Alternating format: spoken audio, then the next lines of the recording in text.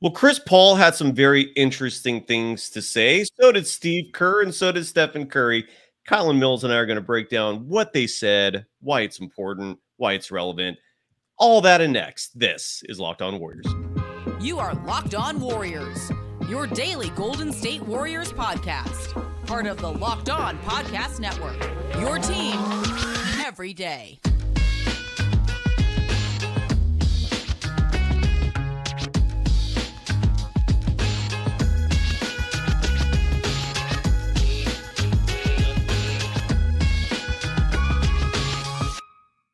Thank you for making Locked On Warriors your first listen every day. We're free and available wherever you get podcasts and on YouTube, part of the Locked On Podcast Network, your team every day. Today's episode is brought to you by Prize Picks. First-time users can receive a 100% instant deposit match up to $100 with the promo code Locked On. That's prizepicks.com. Use the promo code Locked On. You can follow Kylen Mills on most, if not all, social media platforms, including TikTok, Instagram, and Twitter at Kylen Mills. You can follow me on Threads at Dog Wild, and on Twitter, or is it still Twitter? Or is it X? Whatever we're calling it. Now, X. dude, it's crazy. I feel like we talk about this every episode because the social media landscape is wild. Yeah? It's like sort of X, so like it's still showing like the Twitter logo, and it's still twitter.com, but like like on your home screen there is an X where it like used to say Twitter. It's like a half-baked launch at this point. I don't know. So I guess it's X, whatever it is. Yeah. And I saw something that says instead of calling them tweets, they're now Zeets with an X in front of it. Well, regardless, you can follow me on X at Dog Roadshow. Kylen, how are you doing, man? This heat wave, I think, is affecting both of us in a miserable fashion. I'm dying. I think we only got 2 more days of this, and then it'll be back to semi-normal weather here. But how are you? What's new in your world before we get into the Warriors? Yeah, excited to talk some more Warriors in the off season, but it has been hot. If anyone else lives in the peninsula where I live, most homes do not have air conditioning. So anytime it gets above 70 degrees, basically we're sweating it out. And that's pretty much where I'm at. However, basketball season getting a little bit closer. So excited to, follow all the musings that have been going on in the off season, but very curious to see, what happens with the Warriors and looking forward to it. October can't come soon enough, right? Yeah, we're in the deadest time of year. It is, the dog days of summer, the deadest time. 100%. The comment section's empty right now. This is absolutely not the most riveting part of year for NBA basketball, but you can find some nuggets of gold if you dig hard and search carefully. And somebody under the Twitter account of Chris Torres Fit, his name is Chris Torres. I got to give him some love because he tagged both of us in this tweet, and the tweet had this clip I'm going to play right now. This was fascinating. Yeah, here we go. Something to talk about. We like that. It is absolutely. And Jill and everyone else who's here right now, hello to all of you. So let's play this soundbite. This is Chris Paul, and it's interesting because we haven't really delved, and I haven't heard other programs or reporters or journalists really delve into Chris Paul's qualities as a leader. It's always been sort of a running bit. Charles Barkley says this a lot on Inside the NBA. And the running bit is that his famous line is Chris Paul is the best leader in the NBA. We've heard him say it like a million times. It's become kind of a running gag. But it is rooted in some nonfiction. It's rooted in some basis of reality. And the Warriors now have one of the best leaders supposedly in the NBA. And what does that mean? Well, I feel like this soundbite really embodies Chris Paul and what he's going to bring to the table in terms of the leadership perspective. So here's Chris Paul on the Rick Roll podcast. Even if you're trying to decide between A and B, right? Or say you're trying to decide between A, B, and C. This is just being really honest. Say you already got your heart set on that you're going to do A, right? You still need to go ask, because people feel totally different when they feel like that they've had some input on what's taking place, right? Now, when you go ask these people, they may also agree with you that it's A, and a few of them might say B, a few of them might say C, and a few might say A. But if you can learn to at least collaborate, let people feel like they are a part of the decision being made that if they do feel like they're a part of it, sometimes good, bad, or indifferent, they will embrace it totally different, right? And really, really go for it. And thanks again to Chris Torres for making us aware of that clip. I thought it was really insightful. And what I loved about it is I feel like it gives the Warriors another coach. It gives them a voice that's going to, give differing opinions. And I think the team needs that. I actually loved hearing that because instead of having this autocracy where it's just Steve Kerr and Stephen Curry and, it's been their way for a long time. And now we've got a new perspective in the house. Kylen, what were your thoughts when you when you just heard that soundbite? I think it was very insightful. I think that Chris Paul is spot on in terms of getting input from people. And that is somewhat of the way that Steve Kerr has approached coaching this team. I think that he doesn't do anything without the input of the big three, or at least make big decisions. And that's something that Steve Kerr has been upfront about. For example, like taking Draymond or keeping Draymond out of the starting lineup after dealing with a suspension. Like, he was flat out like, before I even went to Draymond came to me, but I was planning on talking to Draymond about it. I was planning on talking to Steph about it. I was planning to talk to Clay about, so I think that's something that Steve Kerr took away from Phil Jackson, is having player input in the coaching decision making. So yes, that's a part of it. But like you said, it's been run so long in terms of the player input by Steph Curry and Draymond Green. Like, those are the two, I think, loudest voices in Steve Kerr's ear right now. Is it a bad thing to get another perspective from someone who's not been with the organization for a decade plus? I don't think that's a bad thing. He brings in a different look, a different perspective, different experience. And I think that's a positive. And I think what he said is absolutely right. The way you approach people, and if you do let them have a say and let them have an input, even if you want something to get done, that's the better way to get people on board with what you're trying to execute than just going and barking out orders. So I think he's right. He definitely brings a leadership and that veteran experience. And I don't think it's a bad thing to get another perspective in Steve Kerr's ear. Personally, I'd be curious to see how Chris Paul's relationship plays out with Draymond. Like, that's one of my biggest question marks in terms of, and it's something that Chris Paul's talked about as well, just saying that he's excited to see how it plays out. But those are two very vocal players, and players who are not afraid to make their opinions known. So that's the other thing that pops in my head. Great, I think, to get another perspective, but also be very curious to see if there is any clashing. Do they immediately gel very well? Like, kind of what the dynamic's going to be between Chris Paul and Draymond Green, because they're both very vocal, very opinionated, and certainly are both veteran leaders who, the young guys are going to look up to. So are those two going to be on the same page? That's one thing that I am curious to see. Oh, I think anyone who follows the Warriors is fascinated in terms of seeing how that's going to play out. And Jill Espina in the chat writes, leaders, Dre and CB3 could clash. Well, that wasn't the only soundbite. The Golden State Warriors actually tweeted out this video clip. I don't know if they did the interview themselves, but it was basically, it's a clip of Chris Paul. We're going to play it right now, talking about some of his new teammates on the Golden State Warriors and being very forthright. And I always appreciate transparency and honesty. And Chris Paul did not hold back here. Here's Chris Paul's thoughts on his Warriors teammates. Thoughts on joining the Warriors? I'm excited. I think Steph said it too. I even said it when it happened. It's going to take some getting used to. I think the thing I'm most excited about is the fluidness that the team plays with. I think when you compete against a team for so long and so hard, that you have to have some type of appreciation for them and the way that they play and the way that they share the ball and the selflessness of all the different guys on the team. I'm excited to team up with Steph. We got all this stuff that's connected to each other, and I think through sports sometimes you just compete so crazy. So I'm excited about playing alongside of him.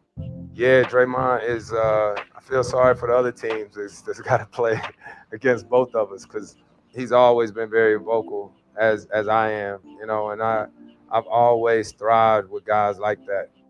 Clay just always been Clay. Here and there, we would compete against each other over time, and, a lot of times the fans see the pushing, the fighting and all that, but when somebody works that hard, then there's always a lot of respect there too.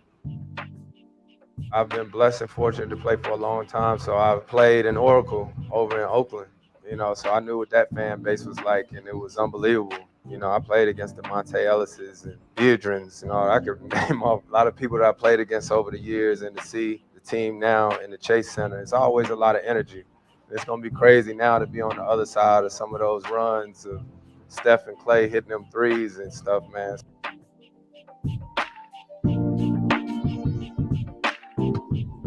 All right, so that was Draymond Green. I'm sorry, that was Chris Paul talking about some of his Warriors teammates, exhibiting some impressive knowledge about the history of the Warriors. I know Chris Paul's been in this league for a very long time. He did play against Monte Ellis, Andre Biedrins, and that whole crew.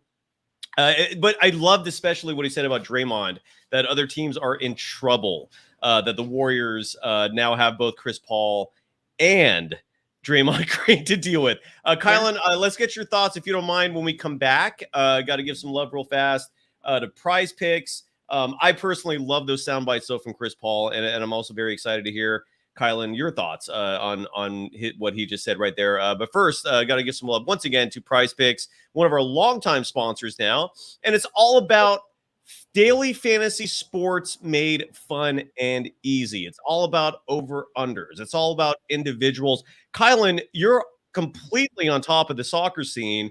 The Women's World Cup is going on right now. Are there any players on the U.S. women's team right now that stick out to you that are scoring goals, that might be someone that could be worthy of betting on? What are your thoughts on the World Cup so far?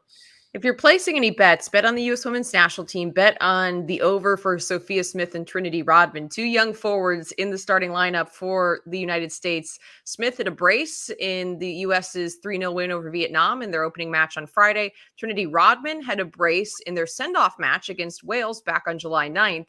Those two are definitely going to be huge impact players. I'm going with the over. I think they're going to have a major breakout in this World Cup.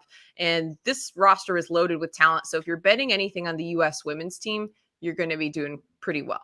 All right. And it's not just soccer, obviously, Major League Baseball. Yes, everything. But the World Cup is huge right now. It's been really It is. cool to see how many people are into following, this women's sporting event. So make your bets now.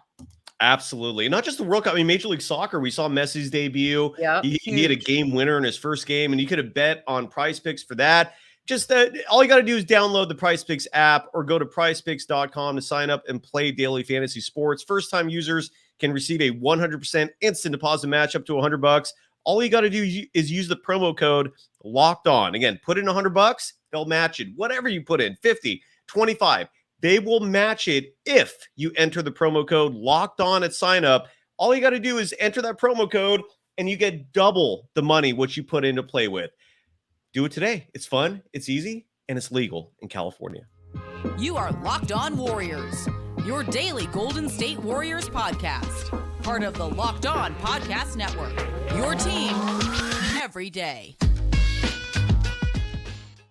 Thank you for making Locked On Warriors your first listen every day. For the everydayers, follow us on Twitter at Locked On Dubs, where we announce showtimes, where we announce guests. As soon as we have the official word on the Warriors assistant coach coming on the show, we will definitely tweet that out. It's not just a waiting game in terms of availability, but we will have a Warriors assistant on this program. Kylen, I am pumped on that. And folks, you can follow Kylen Mills on most social media platforms, including Twitter, Instagram, and TikTok at Kylen Mills. What are your thoughts on that soundbite there? Chris Paul going off on Warriors history, showing some impressive knowledge, telling folks that that he likes Draymond's temperament and attitude, and thinks the NBA is in trouble with those two together. Your thoughts?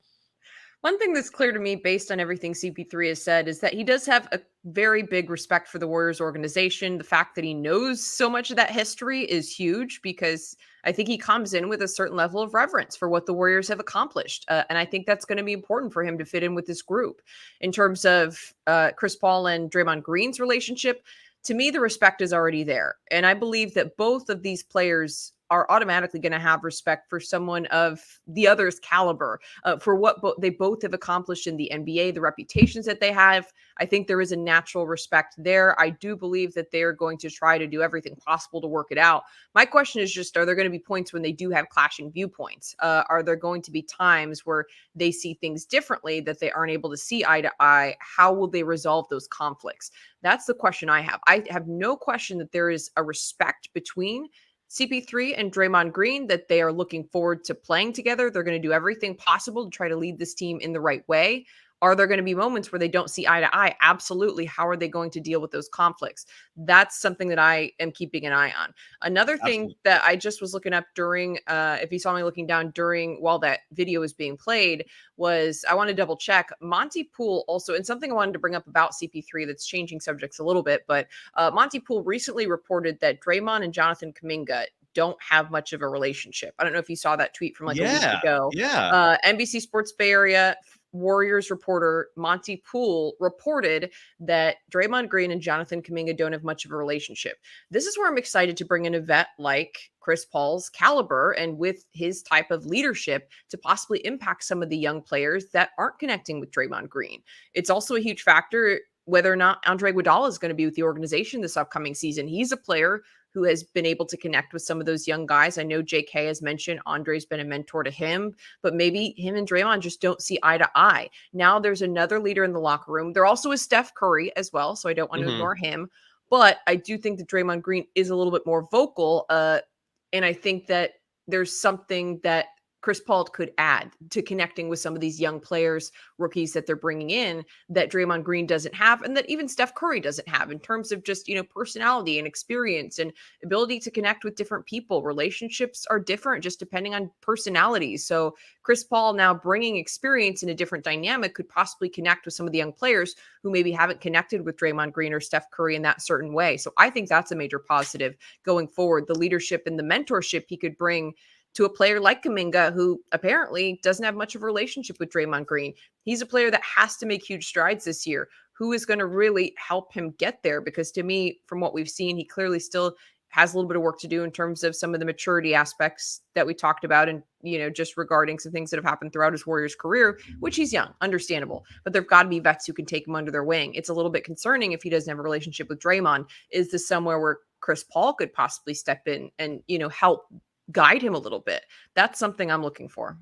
I'm really glad you brought that up. Monty Poole, he discussed that on 95.7 The Game, wrote a column, as you mentioned, about that, or report about that lack of a relationship. And I don't know if what inspired Monty to discuss that was during Summer League, one of the games you saw this video footage of Steph and Kuminga sitting side by side, courtside. Sorry to be redundant there. And it showed that, and Steph was basically like having conversations with them. It basically gave a visual to us of this mentorship role that Steph hopefully is going to start exhibiting with Jonathan Kuminga.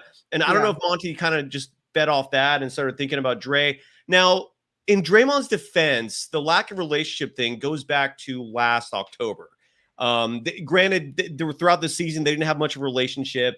So it's one of those things where the last time the topic was brought up was almost a year ago. Now Draymond has a chance to rectify that situation. Take Kuminga under your wing. In my humble opinion, the core three have just as much of an impetus as the coaching staff to mentor two young players in addition to the rookies. But the core three, they're the leaders of this squad. It's not just the coaching staff anymore. Clearly Kerr is making a lot of these decisions based on what Steph, Clay, and Dre want and what he feels will fit best with them. So they gotta take on a responsibility here. I'm totally with you. Draymond needs to step it up when it comes to relationships and development with these young players. So yeah, let's hope Chris Paul makes that easier. And let's hope Draymond actually does take the initiative so that Kuminga doesn't have that leadership there. Draymond has a very high basketball IQ. Why not impart that on one of your younger players? So I'm totally with you there. Can I happen to mention something? Sean Stanley just mentioned in the chat, I give no weight to Monty Poole's report about Kuminga and Draymond. Draymond's a professional. People don't have to be lovey-dovey to compete and play together. Someone else mentioned in the chat as well, what do you want them to be eating off the same strand of spaghetti? Now, I don't have any doubt that Draymond Green is going to be a professional and is going to work as a teammate with Jonathan Kuminga. However, there has to be another level of mentorship in order for these young players to be successful. They have to learn from someone, and it goes beyond the coaching staff. In every locker room, there has to be veterans that help show the young players the way. Maybe that's not Draymond for Jonathan Kuminga.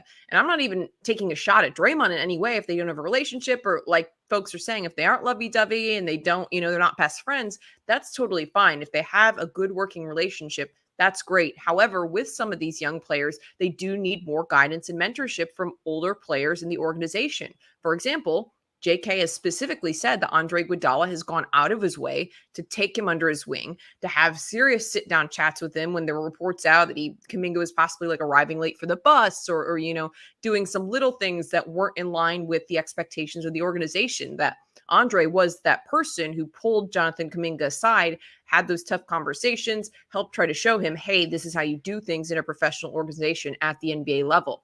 Because when you bring in players that are 18, 19 years old, even 20, there's going to be a learning curve. And it can't just come from the coaching staff, like you mentioned. So not a knock on Dre. I'm not saying has done anything wrong if they don't have a relationship right now. And I'm not saying they have to be best friends, but I do think that it's important there is mentorship for these young players. And to me, some of the antics we saw from JK in terms of the body language last season when he wasn't playing, some people weren't happy with the comments he made to the Chronicle. I think a lot of people stand on different sides of that argument. But I think without a doubt, he certainly could use some guidance and help in terms of how to navigate those situations where you're not getting the playing time you want, or you're not seeing the minutes that you want. You're not in the rotation the way you want to. How do you handle those situations? There's a lot to be learned from veterans in the league. And if Draymond doesn't have that connection with Kuminga, could Chris Paul have that connection with Kuminga? I think it's great that we saw Steph Curry having those conversations with Kuminga because the organization kept him here this summer for a reason. Yep. The Warriors see Jonathan Kuminga as being a big part of the future. But that also means that he's going to need some help to get there. He still is very young, and he just flat out needs guidance and mentorship. Someone has to step up and do that, and it can't just come from the coaching staff. Wholeheartedly agree. Eddie757 writes, Dre is not the kind of guy to mentor his replacement. Why? I don't. I mean, that's a subjective comment. Maybe you're right, but maybe you're totally wrong too. And I also don't agree with the second sentence where Eddie757 writes, particularly a guy as gifted and talented as Kuminga. I'm not. That's not what I meant. I meant the part about the replacement. I don't think Kuminga is Draymond Green's replacement. They play very different positions. Kuminga is going to be relied on tremendously for his offensive skill set, in addition to everything he does. But I don't really jive with that. I do agree as well that, I mean, look, Draymond and Steph and these guys, they had mentors. Someone wrote that in the chat as well. Pay it forward, okay? You're the veterans now, and if you want success, that's part of what you're going to have to do. You're going to have to show these young players the rights and wrongs in order to succeed. So, but people are mentioning Iguodala in the chat. What do you think's going to happen with him? I don't think the Warriors are going to fill the 14th roster spot with him. They seem pretty set on not adding a 15th player for salary reasons. It saves them close to $15 million a year when you factor in all the luxury tax penalties. So, I mean, outside of an assistant coaching position, I don't see how Iguodala comes back. What do you think? Do you have any opinions on that? Or, what do you think? What are your thoughts? Douglas Mikes is cracking me up in the chat because he said, I think Iguodala is pushing this narrative that Kuminga doesn't have a mentor to squeeze another vet minimum deal out of the Warriors. That's all of this is. This is Andre Iguodala pulling the purse strings to get another vet minimum. No, that's hilarious though. I don't see how Andre Iguodala comes back another season on a vet minimum as a player. He flat out wasn't healthy last year pretty much at any point in time. He threw his back out dunking in that one game, I'm convinced, because God, what game was that? Oh, the days fly. Whatever that game was in January, then he was like out for the longest time and basically called it a season after that dunk. I'm convinced that was what did it. And then unfortunately, I think he ended up being diagnosed. Was it a broken wrist or finger? I can't remember now. God, it's getting away from me. Oh, in terms of Iguodala's injury. He had a hand injury. He did. I can't remember either, but yeah. Either way, he was broken all season, various issues. His hip was initially what was keeping him out for a long time early in the season. He ended up suffering a hand or wrist injury. I think it happened on that specific dunking play. But I just don't see how he could possibly be worth of that minimum to come back and not play. Like he didn't play last season. Like that's it. He cannot stay healthy. No, he can't stay healthy. He will always be a legend in the Warriors organization. Everyone appreciates him for what he does. You love the leadership, but I just don't see how you can validate at this point paying him a vet minimum when he cannot stay healthy.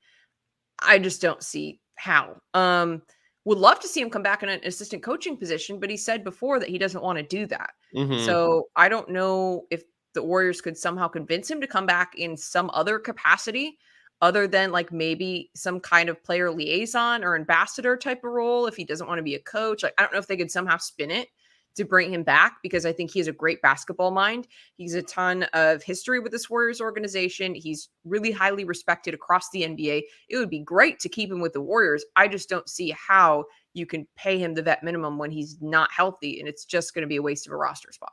Absolutely. And look, the Warriors still have not filled the vacancy that was set by Jama Malalela, who went back to the Toronto Raptors.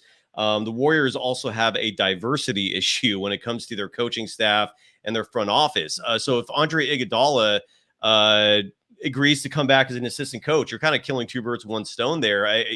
Clearly the team loves him. I mean, so I do hope he does reconsider his objection to being an assistant coach. I agree. I think he'd be a great assistant coach. Totally. Or like I said, I wouldn't be mad if he took some other, type of position in the front office. Anything, like I said, player liaison is something in scouting. Like, I think he's a great basketball mind and he's super well respected in the NBA. Like, keep him in any capacity that's not a player at this point. Right. Ernie Chavez is saying they did promote someone. I have not heard of that, so that's news to me. Ernie, follow up with the name, please. I'll look that up, let you know if that's true or not. I've not heard the Warriors have replaced Jama Malalela yet. Yeah. I wanted to read some of these quotes that Steve Kerr provided to Shayna Rubin of the San Jose Mercury News. She conducted a phone interview with him. Kerr is officially busy now with Team USA. They're going to start practicing in Vegas. I think they're going to play their first games after Vegas in Puerto Rico. Don't quote me on that. I'm basing that off memory of an article I read a week or so ago. But he said some rather interesting things. Chris Weems got promoted. We'll save that for another show. Because I haven't heard any of that. So here's some of the lines though that he said. Let me cue that up real fast. He first talked about Chris Paul and how Chris Paul came out and was like, I haven't had any discussions about being a starter. So Steve Kerr said, quote, in regards to Chris Paul's role on the team, quote, all of that will happen in training camp until we get everyone on the floor. We won't be able to assess what's best for our team and how everything is going to look. But I'm very confident that it's going to work out. We got great guys. We got champions, great competitors. There's one goal next year, and that's to win at the highest possible level. Everything else will unfold as the season does, unquote. Look, I don't think it's a debate that Chris Paul should come off the bench. There's a lot of reasons why that would benefit the Golden State Warriors. Chief among them, you're bolstering your bench. You're giving the younger players off the bench a player who knows what he's doing out there, who can guide them. But also, as we were talking about earlier in the show, this doesn't have as much to do with the bench. I just love the fact that Chris Paul is in there because Steve Kerr cannot treat Chris Paul the way he treats like his young players, for example. He cannot screw around with him. So it is nice that there is now this other voice who can actually play this coaching role himself. What are your thoughts on Chris Paul next year? Like, do you have an opinion on whether he should come off the bench, should start? Does it matter? What are your thoughts, Kylen? Chris Paul needs to come off the bench. That's his role. That's where he's going to be most effective. That's what needs to happen, flat out. The Warriors traded Jordan Poole, who was supposed to be the leader of the second unit. He was supposed to be that primary scorer in the second unit. He was supposed to run the offense in the second unit, and it didn't work out. He was more efficient only when he started alongside Steph, significantly put up bigger numbers when he started alongside Steph. But that's not what the Warriors needed. This starting five has worked. It's the same starting five that won a championship just 2 years ago. Like, not that much changed amongst that group. To me, Chris Paul could be a huge, huge boost to the second unit in providing veteran leadership, running that offense. I think he could be he could be really great teamed up with Jonathan Kuminga in terms of the lob threat and working in the pick and roll.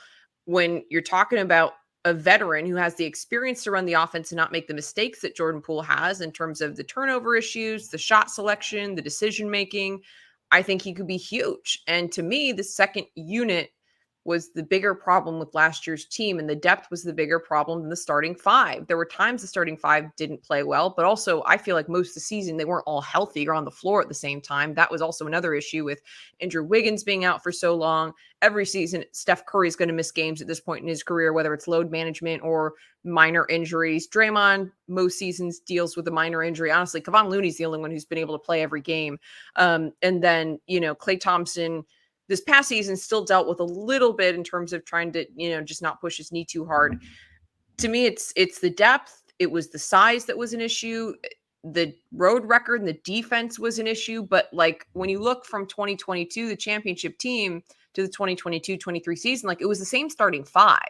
And to me, especially early on in the season, when we looked at the numbers, like the starting five was among the best rated in the NBA, correct? Like Cyrus, I know you brought those numbers up several times on the show where it was like, oh, the Warriors starting five are, one of the top rated offensive lineups in the NBA. In terms of net rating, they blew the competition away. Like it wasn't even close. The Nuggets starting five was a distant second. But the only reason why I'm not harping on that now is because the sample size it was a small sample size. It was from October through December.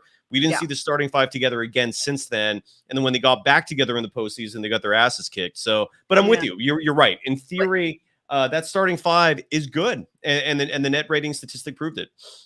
So that's where I was going with that. Maybe not the biggest sample size, but in general, that starting five won a championship in 2022. They came back and in what we saw of them together in October through December when they did play together, they were one of the best, they were the best rated, efficient group amongst the NBA. Yeah. So to me, that's not necessarily what needs to be tinkered with. It was the everything else. Like you've got Ty Jerome running your offense in the second unit, or even starting when Steph Curry's injured. Like to me, it's the depth that's the issue. And I just look at if coming off the bench, they've got GP2, who can bring that defensive piece, the perimeter defending. You've got CP3, who, is a great mid-range shooter, can connect with Jonathan Kuminga, brings that veteran presence, very low turnover point guard, just a great, solid, calming presence with some of these young players. Combine him with Jonathan Kuminga. That to me is exciting. Like looking at the Warriors 6, 7, 8, when you throw him in the mix and the way that he could possibly run an offense with some of the Warriors' second unit. To me, that's where I see a major boost and advantage for the Warriors compared to a season ago. Do you think that he should be starting? Do you think he should be coming off the bench? Like, to me, I like our odds with the starters when they're all healthy.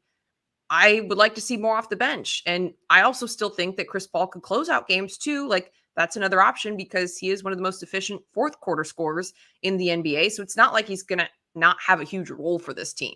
But is that role going to be in the starting five? I just don't see it. I don't see it with Steph Curry in the starting five. I don't like the idea of going super, super, super, super small. Like that would be the smallest lineup in the NBA. And a bunch of people were commenting that and tweeting that at me when I had some kind of reaction on Twitter to Chris Paul's initial comments. Like, oh, I don't know that I'm going to be, what makes you think I'm going to be in the second unit? What makes anyone think that having the smallest lineup in the NBA with a bunch of old players is going to work for the Warriors? Like, I don't. If it was a Clay, Wiggins, Steph, Chris Paul, Draymond Green lineup, I did the math. It would be the shortest starting five and among the oldest in the NBA. To me, that does not win a championship. The group they had was effective in the starting five. So, no, that's not the answer, in my opinion. What do you think, Cy? I agree. I wholeheartedly agree. I don't think Chris Paul should be starting.